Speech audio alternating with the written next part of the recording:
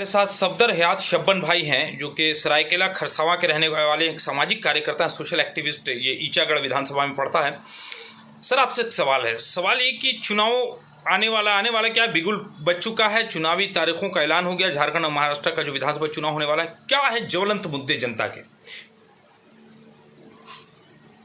पहला ज्वलंत मुद्दा ये है कि चुनाव का बिगुल बच चुका है और मैं झारखंड के सभी लोगों से ये आग्रह करूंगा कि आने वाले विधानसभा चुनाव में इंडिया गठबंधन जो हमारा बना है उसको समर्थन करें और हेमंत जी की सरकार को बनाएं,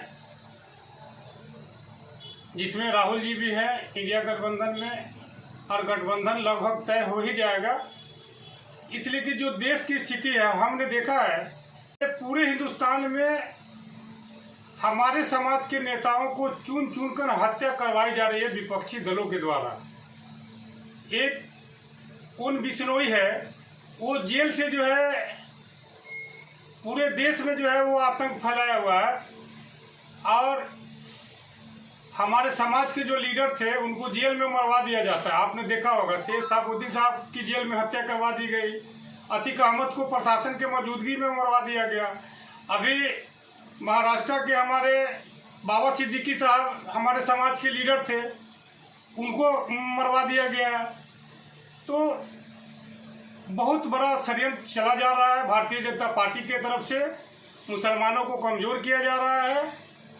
और मैं चाहूँगा कि झारखंड में बीजेपी बिना ईवीएम के हेरा फेरी के सरकार नहीं बना सकती है। 110% मैं इसका प्रमाण दे रहा हूँ। हरियाणा में जो हमने देखा कि कांग्रेस की सरकार बन रही है, और दूसरे दिन जब काउंटिंग के बाद देखा गया तो देखा गया कि अगर 99% बैटरी है, दिन भर वोटिंग होता है 5 बजे तक, तो 40% कम से कम बैटरी का चार्जिंग होना चाहिए।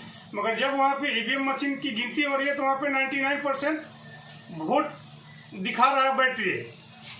तो कहीं ना कहीं हेरा फेरी तो हो रहा है, इसमें सच्चाई है। और खास के मैं ईचागढ़ विधानसभा के लोगों से कहना चाहूँगा, हर समाज के लोगों से, कि इंडिया गठबंधन का जो उम्मीदवार होगा उसी को वोट करें। बाकी जो भी लोग यहाँ पे खड़े हैं, वोट वो काटेंगे, उसके सिवा उनका और कोई काम नहीं है। कोई 2 लाख 4 लाख 5 लाख रुपया देगा तो अंदर अंदर सपोर्ट भी होता है। हमने देखा है बहुत नज़दीक से।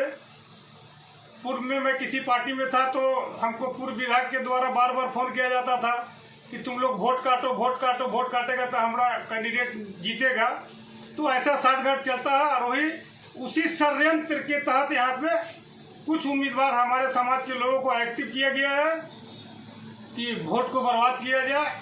और अगर हमारा वोट बटेगा तो भारतीय जनता पार्टी को फायदा होगा। इसलिए मैं चाहूँगा कि झारखंड में हेमंत जी की सरकार बने, इंडिया गठबंधन, राहुल जी और हमारे जो कांग्रेस पार्टी के जो यहाँ के प्रभारी हैं, क्या नाम उनका, गुलाम मीर साहब रहेंगे। बैठक लगभग तय हो ही जाएगा, हमने देखा है।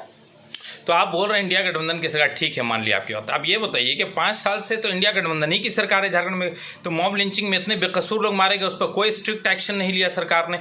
कहीं पर और भी जो लड़कियों की इज्जतों पर हमला हो, उस पर कोई स्ट्रिक्ट एक्शन नहीं। आप देख लीजिए, उनके मुजरिम आज भी बाहियात हैं, अच्छा से जेल में बैठे हुए हैं। तो कहने का मतलब है कि आप सरकार जो ठोस कदम का, अस्पतालों की हालत जर्जर, आप देख लीजिए स्वास्थ्य सुविधा कैसी है कि औरतें फर्श पर लेटी हुई हैं, बेड अवेलेबल नहीं है, बच्चों के लिए अच्छी शिक्षा, अच्छा स्कूल नहीं है। फिर किसके सपोर्ट की बात कर रहे हैं? हमने देखा है झारखंड अलग हुए 24 साल हो गया। सबसे ज्यादा शासन किया किसने? भारतीय जनता पार्टी ने किया है ना।